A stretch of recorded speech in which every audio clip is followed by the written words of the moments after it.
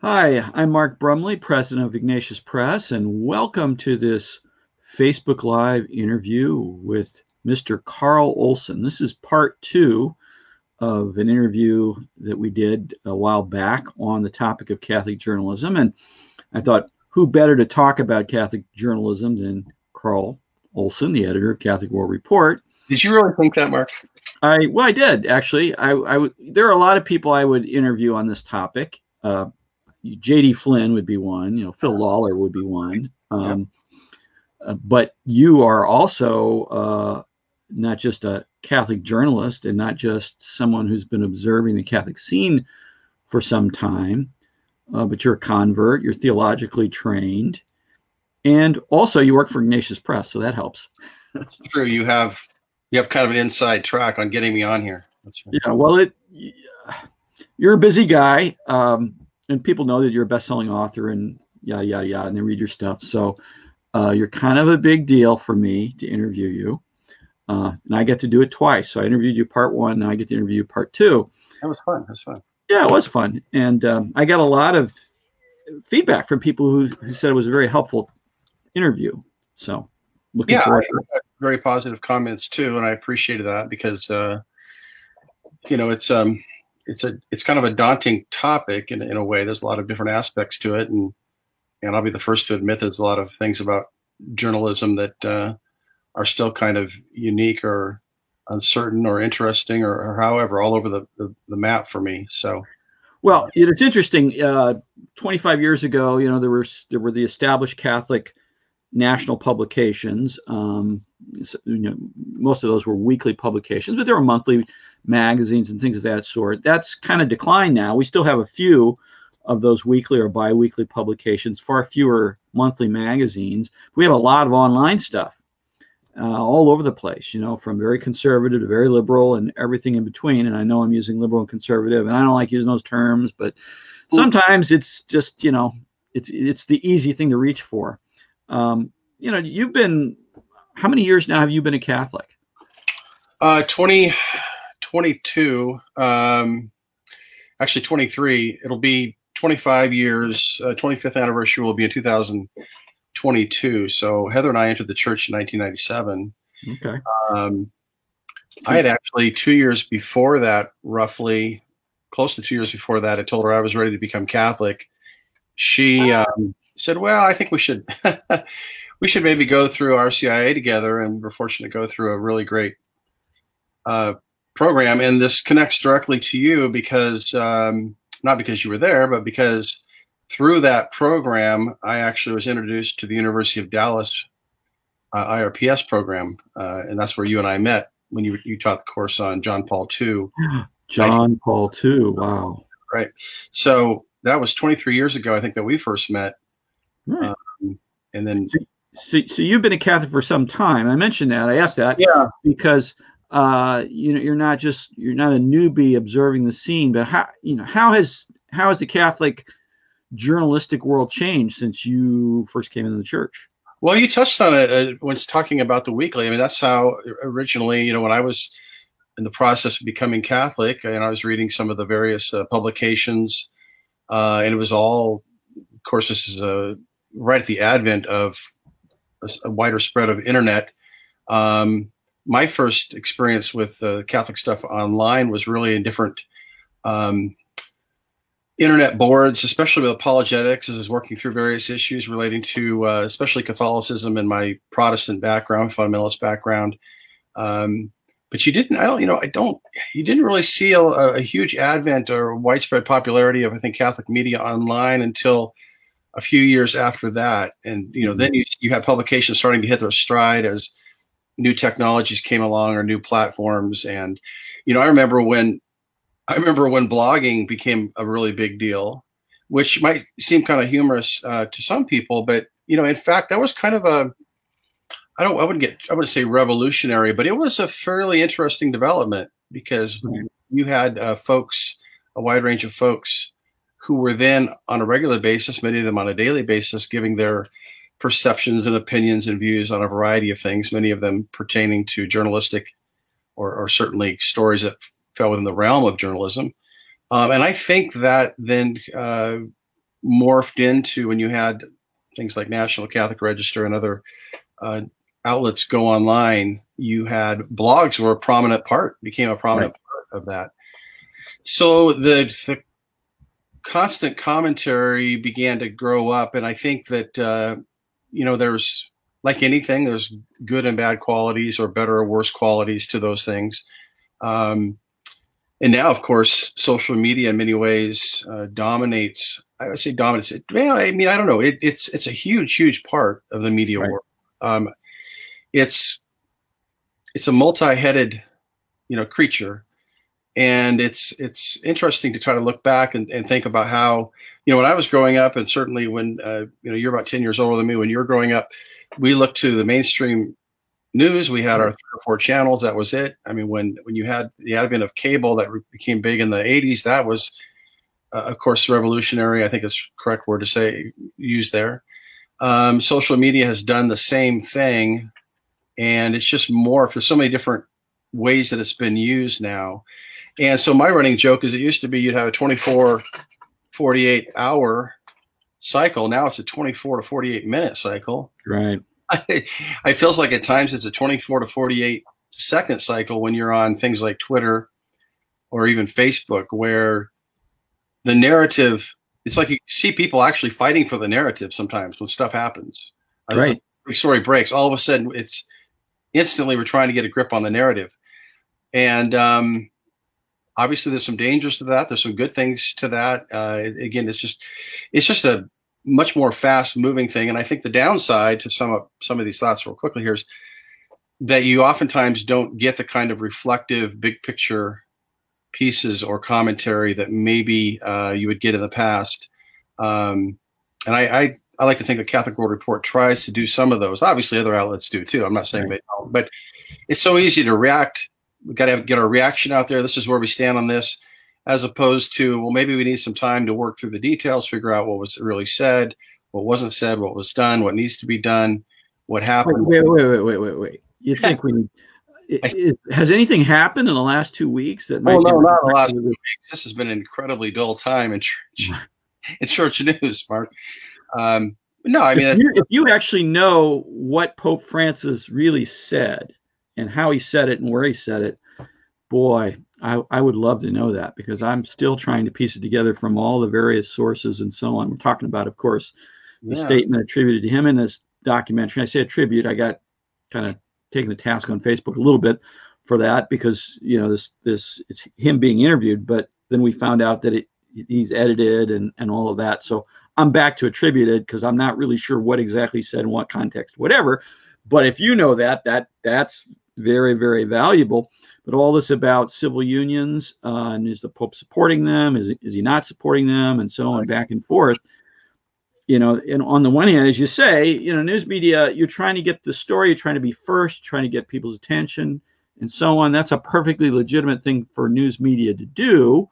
And yet sometimes nowadays, you know, you risk getting it wrong or incomplete and having to backtrack. I don't know if we've really kind of had to backtrack. There's been a lot of stuff in the secular media about this, which is wrong, obviously. But I don't know that the Catholic media, at least most of the Catholic media I saw, was not out and out wrong. They were raising questions about things, and maybe they had made some assumptions about things that were inadequate or incomplete. Anyways, I just kind of get your reaction to that, because we're just talking about jumping the gun on stories.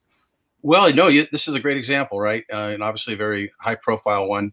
The mainstream media immediately, the headlines, you know, across the board, New York Times, Washington Post, et cetera, were basically the Pope endorses civil unions. There were, of course, even some of them went further and basically speculated is he now pro-gay marriage, pro-same-sex marriage, et cetera. Most of the Catholic outlets, even those that would tend towards the more progressive end, I thought were much more muted and more careful. And I would say it's probably because we've kind of learned that this kind of stuff tends to happen with Pope Francis. Sometimes not his fault. Sometimes I would suggest certainly kind of his fault. In this case, it's still kind of murky, because it turns out that this interview, or this particular piece of video in which he talks about civil unions, although it appears in a brand new documentary, Francesco, which just was viewed, I guess, at the Vatican, and also the director received an award there for this last week, that the actual clip came from a 2019 interview that Pope Francis gave in Mexico, but had actually not been included in what was released at that time. So it gets, and then it was edited and spliced. So there's like, it's like various layers, you know, it's like the. So how does this original interview get created? How is it that it gets, that there's, that the part that where he talks about civil unions isn't in that original video, you know, and how does it make it into this film? Right. How does this all get issued? How come we don't have any kind of clarification from the Vatican? People say, well, you know, he said things in the past and all of that. And of course, if you've got an encyclopedic memory, that's fine. But if you're like the average Catholic in the parish and you're you know, reading the New York Times or you're watching CBS News, right, and you hear about this, you're not going to know about any of these other things, or you likely won't know. And so then there we are, where they're giving the narrative for what the Pope has supposedly said in a documentary interview, you know, that's been edited. They're the interpreters of the narrative, and we don't hear anything officially from the church. Yeah, and there's still no official Vatican response to it. Christopher Altieri, who is the editor for Catholic Herald, has written for Catholic World Report, and who I count as a good friend, has, you know, reached out. He used to work in the Vatican Communications Office. He's reached out for responses, and he wrote a really great piece about this a few days ago. And, you know, he just makes the point, I think, that this is one of the problems you have at times with this pontificate, is stuff happens. Now, maybe let's just say that this really wasn't, quote unquote, Francis's fault per se, even setting aside the actual content of what he said, just the way it came out. He maybe, you know, had no control over that. Again, that's not entirely clear, since this documentary was aired and viewed at the Vatican. But why not just simply clear the air and, you know, make a maybe a bullet point statement, go through some of the things and clarify.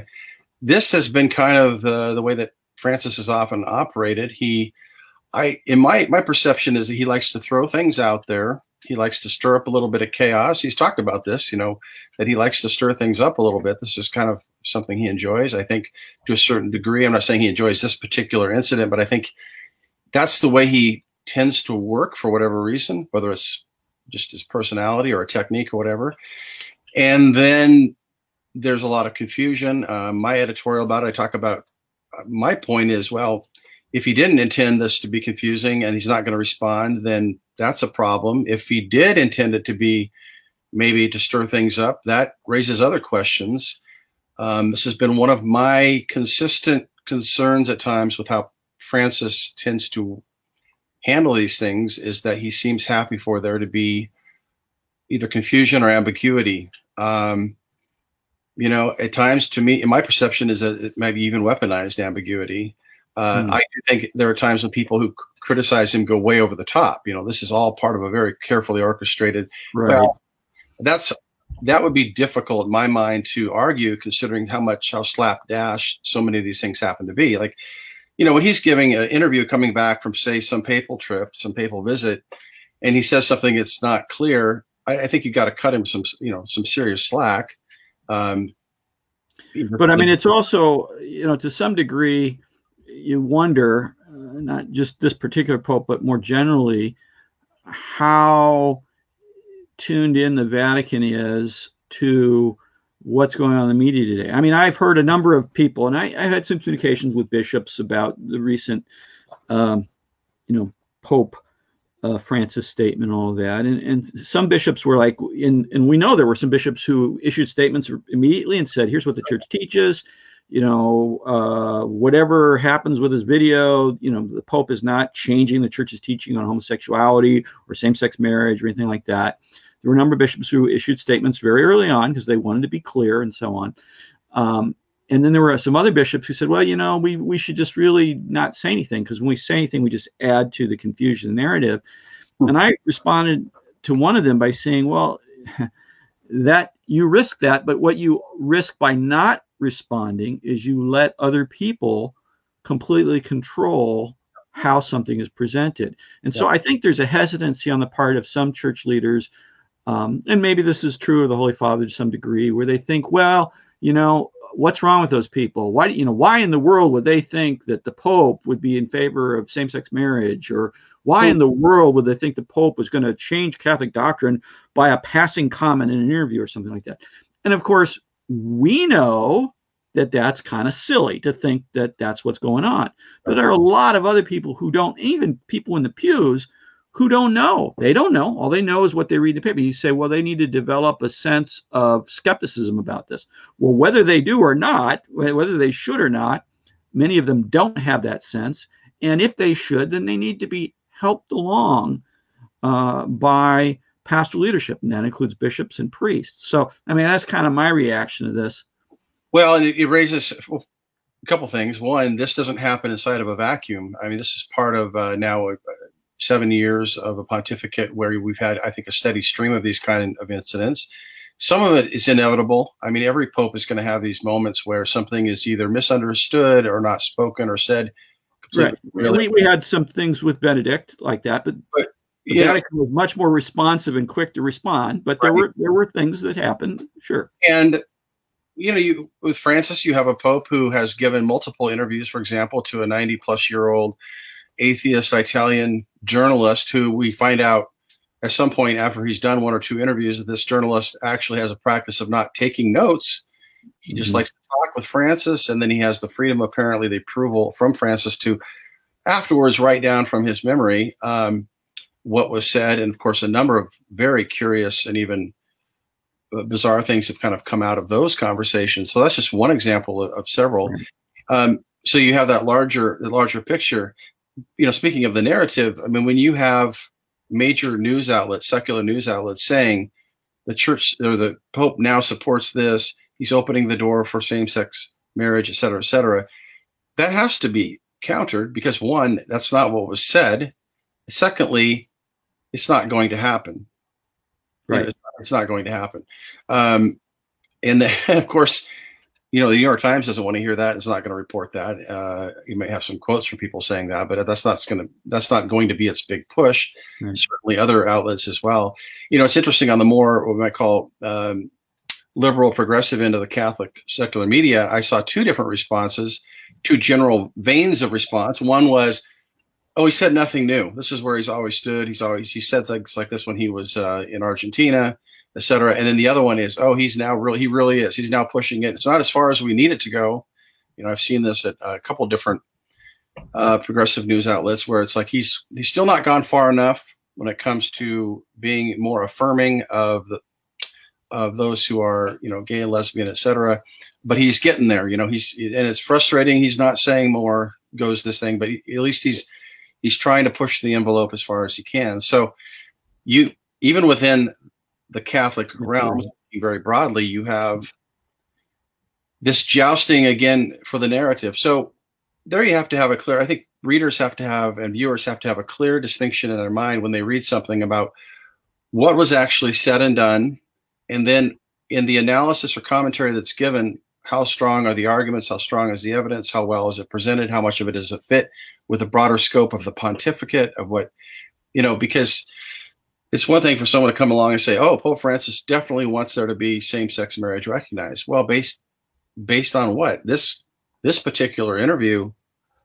Right. Does not indicate that at all. There's a lot of things that he said, in all kinds of documents and statements where he's clearly opposed to that. So, but you're right. You have this confusion because this complex thing, where we're not even sure what happened, who said what, when, and where, and how, and everything. This complex thing gets touted and interpreted in a certain way, and then you don't have a response from the Vatican that's clear and swift, and so we're left with this confusion. I wanted to say something about this business of the Catholic media coverage of this. And what is this that we're talking about? When we talk about civil unions for same-sex attracted people, is that specifically what the Holy Father meant, or was he talking more broadly about what are sometimes now referred to as household legislation or common household legislation, which Archbishop Corleone in San Francisco was saying, well, if we're going to talk about civil unions. Maybe these things should be as broad and inclusive as possible, and so on. You know, I don't want to necessarily get into a debate between this and that. We do know that the Congregation for the Doctrine of Faith, 2003, issued a document providing guidance on legislation concerning same-sex civil unions, and it was speaking specifically about civil law recognizing so-called same-sex couples, right, as essentially being marriage, just marriage by another name, essentially. And so it was clear that they were saying this is not something that Catholic legislators and Catholic individuals supporting those legislators can and should get behind.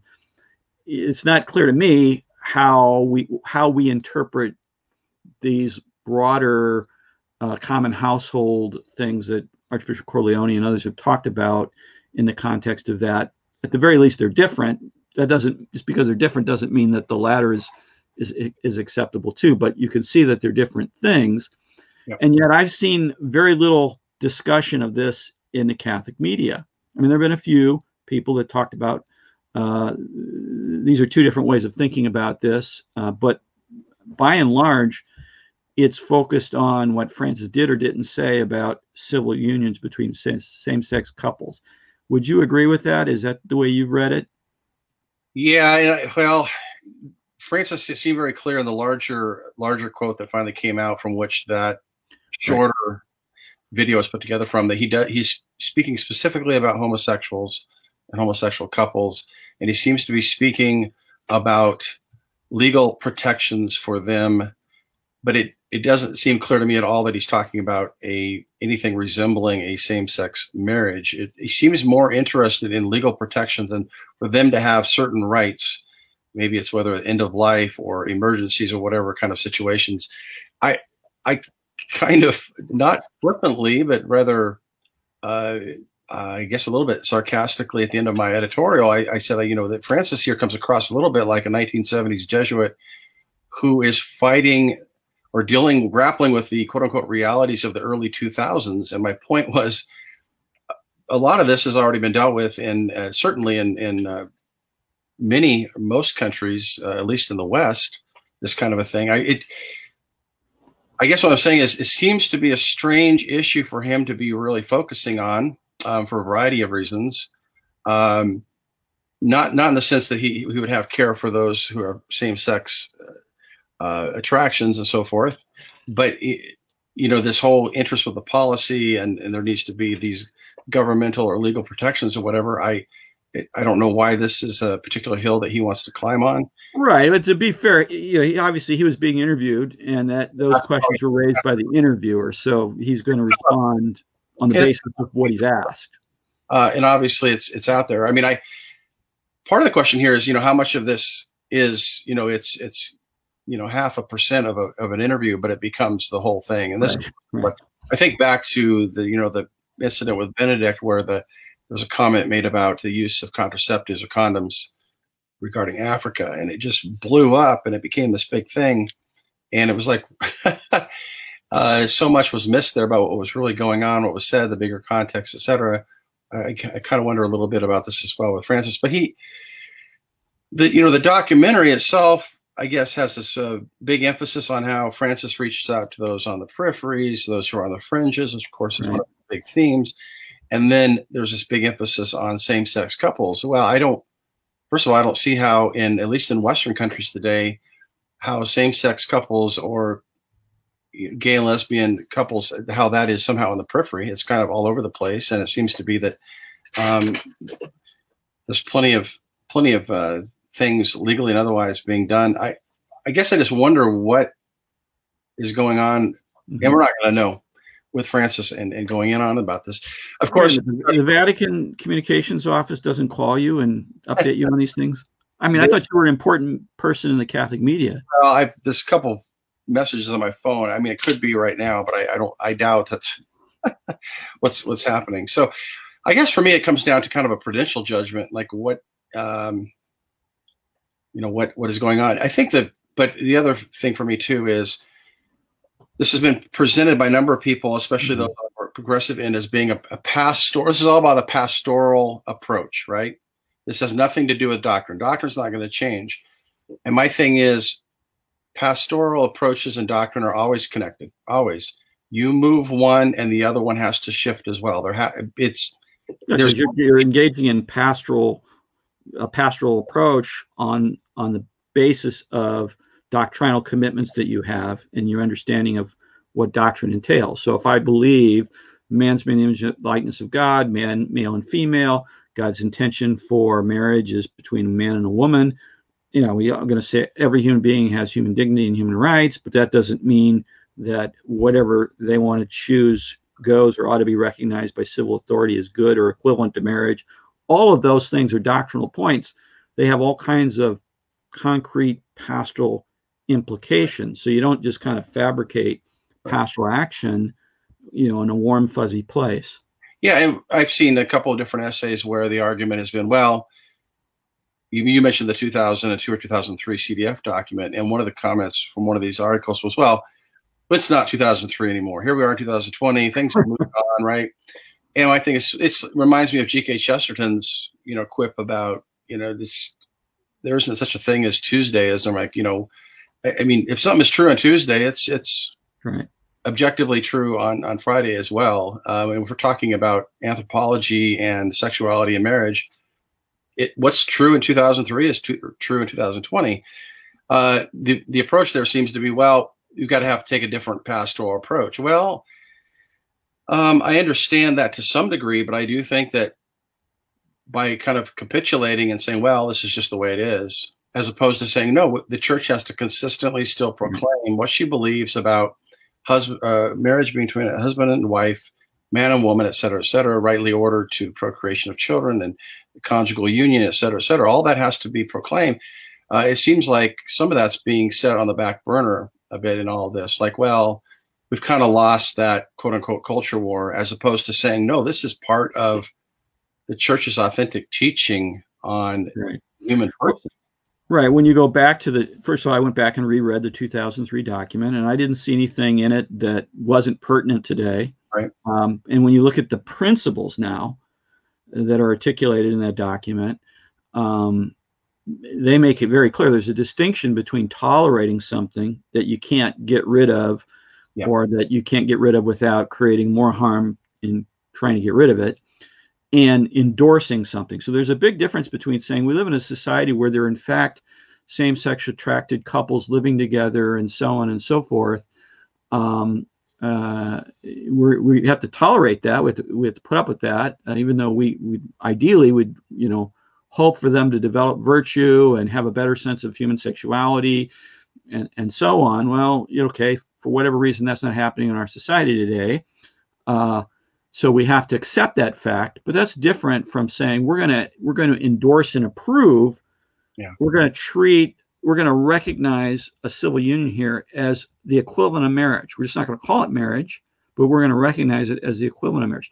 That's a very different thing, because you're saying we're going to socially honor this relationship. We're going to treat this relationship as socially valuable and good the way marriage is good, to be honored the way the union that brings about new human life and brings other human beings made in the image and likeness of God into the world and contributes to our citizenry and our common good and all that. We're going to treat same-sex unions as if they're the equivalent of that.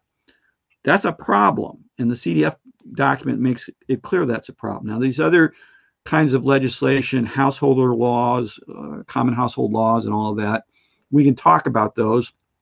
They bring in, they complicate the picture because there are other goods that are involved with those, other social goods. Yeah. Nevertheless, nothing in that 2003 document, it seems to me, has changed as far as the teaching of the church. And in fact, the social situation is worse. There's more of a need for Christians and Catholics to witness to the truth about marriage today than there was in 2003. That's just my take. Yeah, and this is why I had that little quip about Francis, grappling with the realities of the early 2000s. Part of my point there was, now the big thing the last 5 years has really been transgenderism, and the can of worms that's been opened now is so convoluted and complicated, and that's why there needs to be. It's complicated in the sense that there's a lot of noise. There's a lot of stuff being thrown out there, and people talking about 112 different quote unquote genders, and et cetera, et cetera, et cetera.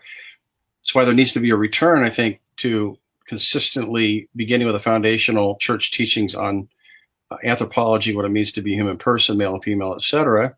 And certainly a lot of people are going to not like that and say, "Oh, we've gone beyond that." It's like, no, we haven't. You don't move on beyond reality. Reality. It's called delusion when you move beyond reality. I saw this news piece yesterday. I tweeted on about the singer Sam Smith, and the article talked about how that is Sam Smith, who identified as they, right.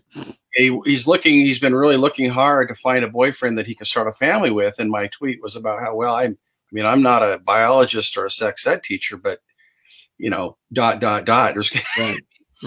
But the whole piece, when you read the piece, you just realize everybody here is deadly serious. Like I'm looking for a boyfriend and so we can have a family. Well, of course, it's assumed now that should happen or could happen, and everybody's in the rights to have that happen. That's okay. Right. But well, let me ask you something. I want to go back to this thing about responding to the early 2000s and all of that. I mean, I think someone might say, well, that's true, Carl, of the United States and most of Western Europe and so on. But there are obviously places elsewhere in the world where this, pardon the expression, transition hasn't happened yet. And so this is a kind of pertinent question. Does that affect how you read this at all? It does in this way. If Pope Francis' concern, and my best reading of it is that he's concerned that individuals who say that they are homosexual, that they're in a same-sex relationship, but they don't have the legal rights or protections that Pope Francis thinks they deserve. And obviously it goes back to your point about everyone under the law should have equal rights and protections within the right construct, the right frame. Not, of course, not talking about marriage itself, right. But obviously, very basic human rights. If that's what he's looking for, I guess okay, fine. But my thing would be, shouldn't he leave that up to those who handle these kind of policies? And in other words, my belief is he as Pope should be articulating sound Catholic principles about the human person. And then if politicians and policymakers and others could take those principles and apply them, recognizing there are going to be people who say, hey, I'm gay, I'm lesbian, I'm not protected here. They can try to apply those as best they can, recognizing their inherent dignity, et cetera, et cetera. But it's almost like he seems to want to get into the policy part of it. He wants to get into the political side of it. And this is true also of a lot of other topics. I think this is one thing that some of us who've been critical about Francis in different aspects have brought up. It's like he doesn't present the principles, the foundational church teachings about things, and then let those in the temporal realm, those who are not popes, not religious, not priests, etc., do their work, laity, in other words. He wants to kind of inverse this. From my perspective, he seems to inverse this sometimes. Like he wants to get into the nitty gritty of doing these certain things, whether it be immigration or climate change, et cetera. This is what should be happening, as opposed to articulating the foundational principles and beliefs that should undergird any kind of prudent, practical measure regarding any of those topics, any of those issues. Well, certainly it's important to keep in mind the distinction between articulation of principles and teaching the principles and then applying them. And of course, popes and other church leaders, other bishops and priests, and even lay leaders for that matter, are certainly free and ought to call attention to instances of, evil or injustice where they think those principles are being violated. Normally, we think that it's within the realm of the lay conscience to try to, and lay conscience and lay prudence, not the same thing, but closely related, to try to apply the principles to address the concrete evils. And to the extent that popes or bishops or priests get involved in the finer points of policies and policy and so on, they will tend to, pardon the expression, trump the lay prudent application of prudence and lay conscience in these areas. So there's that danger. I will defend Pope Francis a little bit on this business of civil unions, in that, as far as I can tell, he's not really, this has not been a cause célèbre for him. He doesn't seem like he's driving the conversation. Questions arise or issues come up, and he responds to them. We might, have an argument with him about how he's responded, or whether he should have responded, and how the Vatican has or hasn't responded, and when questions arise about this. But I don't think it's fair to say that he is trying to get into the nitty-gritty of this particular issue, or that he has thus far. But I mean, I do take your general point. We're running out of time here. I was going to ask you about the encyclical, but maybe we'll have the discussion in the next conversation that we have here, because you did a great job at CWR, and there may be more coming on this. You did a very good job at CWR enlisting a number of different commentators to analyze the Pope's recent encyclical, which I have a copy of here, Fratelli Tutti. People can see that. This is fraternity and social friendship. You just, in a little bit of time we have left, I know we're running along here, a little bit of time we have left. Do you have anything to say about that and how CWR covered it? Well, we had, as you mentioned, we had, I think, now 7 or 8 different essays, kind of a range. I would say that overall, that most of them were somewhat critical to, fairly critical about certain aspects. In reading the document myself, I think the one big thing that jumps out is, again, the foundational issue. Although there are certainly some Christological and Trinitarian notions in there, it seems to me that there is not enough of a robust Trinitarian and incarnational theology developed and presented, upon which the Pope could then build his notion or explicate a Catholic notion of brotherhood and fraternity. There seems to be not avoiding it, but it's kind of set to the side. There's just not a lot of weight put to that now. So what would you see as sort of the Catholic way to look at the question of fraternity or brotherhood, or well, I think humanity? I think it should really begin with a Trinitarian understanding of the person being created in the image and likeness of God, made for communio, made for divine relationship, and that this ordering towards divine relationship is actually what gives horizontal brotherhood its heft, its meaning, and its substance. It's what holds it together. Without an understanding of who God is and how God has revealed himself as Trinitarian relationship, Trinitarian communio, it's just going to lack. There's going to be kind of a humanistic approach, which may have some positive qualities, but is not going to be able to hold up long term. There's a deep discussion here. So I think you would agree, and I know I read your comments on the encyclical. I think you would agree that Pope Francis in this encyclical and elsewhere, and more generally, doesn't deny what you're saying. No. Your point would be that this Trinitarian dimension is really not at the center of this encyclical, that's not really the point of departure for him when he wants to talk about fraternity. It doesn't seem to be. In that there's, you have a 45,000 word document, the Trinitarian, the understanding of God as Trinity, and there being, John Paul II developed similar things and really, began, when you think about the Trinity, of course, as being the central mystery of the Christian faith, the incarnation being the other great central mystery of the Christian faith. It's like, my perception is that Pope Francis wants so badly to reach out and have an interreligious understanding of brotherhood that he's willing to kind of put those things on a back burner.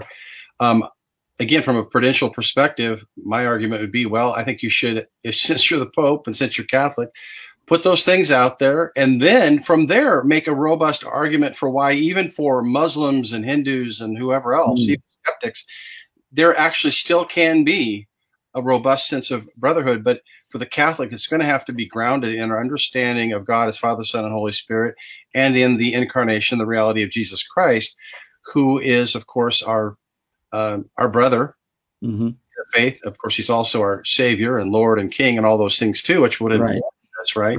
Which is a part of what we would, as Christians, would say. All right. I guess to put it another way, I sense at times that Francis doesn't want to, I would say upset, but he doesn't, he doesn't want to provoke. He's really big on all religions share this notion of brotherhood, and I would say that's not really true. There certainly are interpretations of religion that do not share that that sense of brotherhood. So we probably need to be more direct about that. And I think Benedict kind of tried to capture that when he was talking about defects of religion as well as the positive things about religion. That religion can have pathologies. There can be pathological dimensions of religion, and we need to go back deeper to the tradition and Christianity to the extent that we have pathological expressions of Christianity, which we do, as all religions do. We go back to our source of revelation and try to correct it. And he said that in the context of talking about science or faith and reason. And so he added the element of reason coming into play to help correct those pathologies in religion. And he made the point that, religion too helps correct the pathologies of reason. When reason tries to do too much or tries to become autonomous. One of the things I want to ask you about with respect to this encyclical, one way you can read this is as a kind of natural law approach, although, he doesn't use that language to talk about it, but a kind of a natural law approach to human fraternity, not denying the Trinitarian element. And I've seen some commentary saying, well, he's abandoned that, or he's abandoned the supernatural dimension. I think that's just nonsense. And I think that people are trying to read this maliciously when they say that. Yeah. But I think it's true to say that the Trinitarian thing is not front and center. To the extent you want to talk about how he understands human fraternity, it seems to be that you could say, well, there's kind of a natural law approach, not explicitly in those terms, but the phenomenon that you see, how he approaches it, the phenomenology of it, it seems to be kind of akin to a natural law approach. What would you say to that? Yeah, I could see that, but to me, it still doesn't come across in a very robust way. That's the problem, right? I mean, to be clear, I'm not saying, like the more ardent critics have, like you say, been dismissive of, and I would say, no, my problem with it is it just seems to hedge its bet, so to speak. Why not be very clear about the Catholic approach to a Trinitarian incarnational understanding of brotherhood, and then employ a robust. Yeah, just say what I think it would be. I think say what it would be reasonable for other religions to expect when they come to an encyclical. Okay, he's going to do his Christian stuff, and he's going to say his Christian stuff. That's how they're going to read it. But then say something that more directly engages them without them having to automatically or necessarily right away embrace the Trinitarian understanding of things in order to make sense of the experience of human fraternity. So that's kind of what you're saying. That would be a legitimate approach. Yeah, it would be very much a faith and reason approach. It's like, this is obviously we believe in God as Trinity through faith. It's not contrary to reason, of course, but it's obviously something that's been revealed and is outside of our ability to know by reason alone. So we acknowledge that. We do the same thing when it comes to the incarnation and so forth. And then move over to a natural law approach. And I'm sure that the concern might be, well, people should know that we're Christian already. We don't have to articulate that. My personal opinion, no, I think we really do need to. So again, I think there's a lot of prudential aspects here, and then there's just a lot in the got to talk about it some of the time, but I think there's a lot of points in the encyclical where he creates, in my mind, a lot of straw men. He makes a lot of very broad assertions about a realm of political, a range of political and economic things that are very. He's very keen on critiquing market or capitalist systems, which I actually am fine with to a certain degree, but he never will touch socialism or communist systems, even though they continue to be, deeply problematic. Doing a lot of damage to human lives. Yeah. I mean, China, pretty big. Yes, Not to mention not to mention, of course, this resurgence of interest in socialism and so forth. So, like with so many of Francis' documents, in my reading, it's not that everything he writes is bad. It's that there seems to be a lack of balance. And at times there's just kind of it leans one way or the other in a way that misses, it kind of veers outside the lane, so to speak. Could I be wrong on that? I could be very wrong on that, but that's how I read well, it. you were wrong once before, I think back in, 1998 or something? Yeah, my wife brings up a lot. She does at one time. Well, we'll conclude on this because we are running way over, and I just really appreciate you taking the time to talk to me about these things, and maybe we'll come back and revisit Pope Francis's latest encyclical in more detail. But even on the natural law front, I'm kind of giving this natural law way of reading it, and of course in the Catholic tradition that's a legitimate element, an important element in how we understand the relationship between, well, how we express the things in terms of the social order. But even in that context, we don't want to leave the impression that the natural order is this autonomous entity without any orientation towards the transcendent or the supernatural, and how we should understand exactly the relationship between those things is highly controverted in the Catholic world today.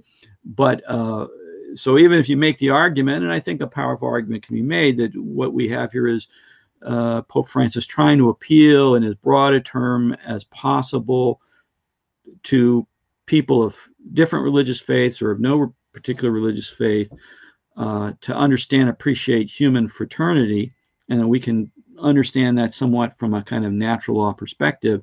It still is something that, from a robust Catholic sense of things, is an orientation towards this Trinitarian participation. Even if that, you might get into the argument, well, he shouldn't, for his purposes, he doesn't need to be that explicit about it right now. Or someone might argue, as you argue, that no, he should be explicit up front, and then he can do this other thing of speaking more broadly in other ways. But whichever way you get to it, at the end of the day, a robust understanding of Catholicism and the social order is going to point us back to Trinitarian participation, whether it's explicit or implicit.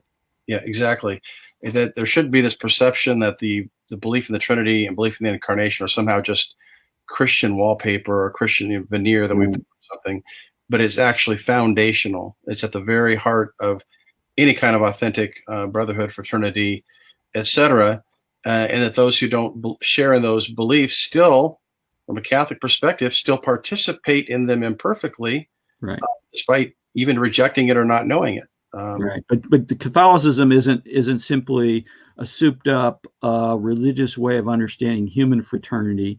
Rather, human fraternity is an incomplete but analogous participation in this deeper triune fraternity that is made explicit in faith in Jesus Christ and participation in the life of the church, but is real but imperfectly there, and that imperfect dimension of it, that leaves people who are participating imperfectly open to all kinds of errors and problems. So, yeah. Well, boy, we started out talking about journalism, and you said your background is theological, right?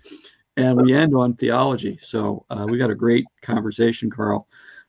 Thank you for taking the time to talk about this. Let's try to come back in a not too distant future. We can talk about Pope Francis's encyclical Fratelli Tutti, and we can talk about a lot of other things going on in the church. I would love to get your thoughts on some of the things that have recently come out from Archbishop Vigano and about the battle over Vatican II. These are hot items on the agenda of Catholic journalism today, and I know you got strong opinions, so look forward to having you back. Thanks, Mark. Appreciate it. Thank you. God bless. Thanks.